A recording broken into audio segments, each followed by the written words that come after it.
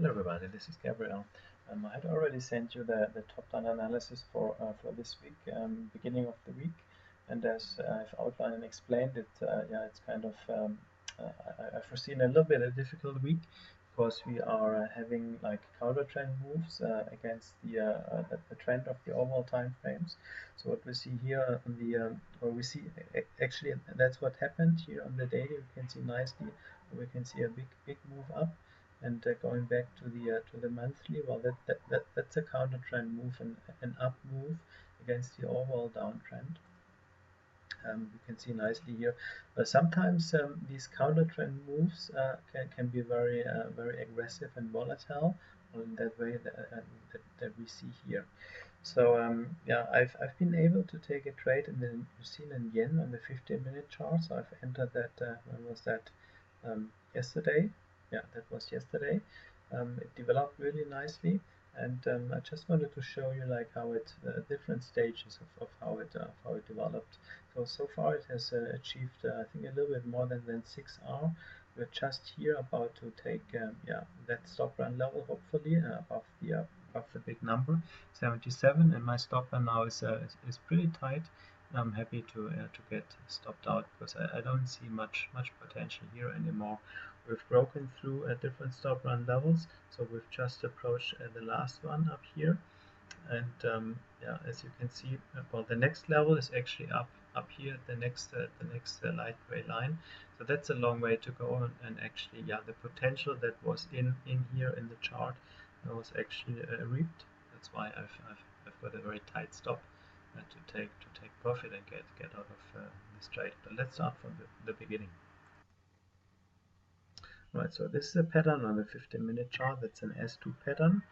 Clearly, I was able to put a tight stop below the last dominant higher low. So overall, it's a little bit more a complex pattern because in one higher time frame we actually have another S2, slightly with a level slightly lower. So this S2 15-minute formed right here at the upper part. So the S2 on the 60-minute had already broken.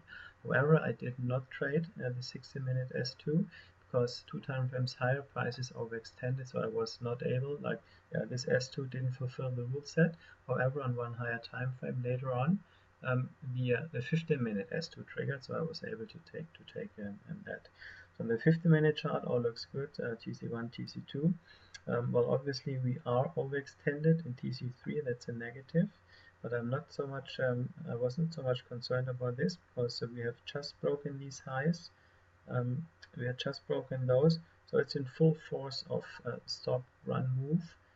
This New Zealand yen long. We're very close to the 200. We're very close to the big number 76. So these act as a magnet. And in the case, the idea was to run through this level and have 2 additional stop run levels just slightly above, and whenever that happens, well, there's a big attraction and price has the potential to cut through all of that. Let's have a look at at how that developed. Okay, so it took some time. It's developed, like it triggered, and then it respected the flat line. There was another test of the line, but then at some point of time it chewed off. Like whenever we see something like this stalling price action, we can actually expect volatility expansion sooner or later. And this time it was a very strong one, this allowed me to apply the large bar rule, exit rule, because there was a risk that this is going to be reversed. This up move, we had made this spike through the 200 and at 76, and now the next levels come into sight. But after such an exhaustive move, there's always a risk that this gets reversed, and especially as we know that the monthly is actually in a good downtrend. So I was having that stop, and we opened for additional profits to come in. And well, this is how it developed. At some point of time, once it had made a new high, here I was trading at the stop according to the exit rules, and right now, as we have seen in the beginning, I've tightened it even more.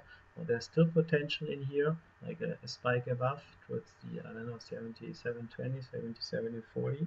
I'm still open to that. I still want to have exposure, but I'm fine as well to get stopped out. I think it was a great trade in a difficult week, and yeah, sometimes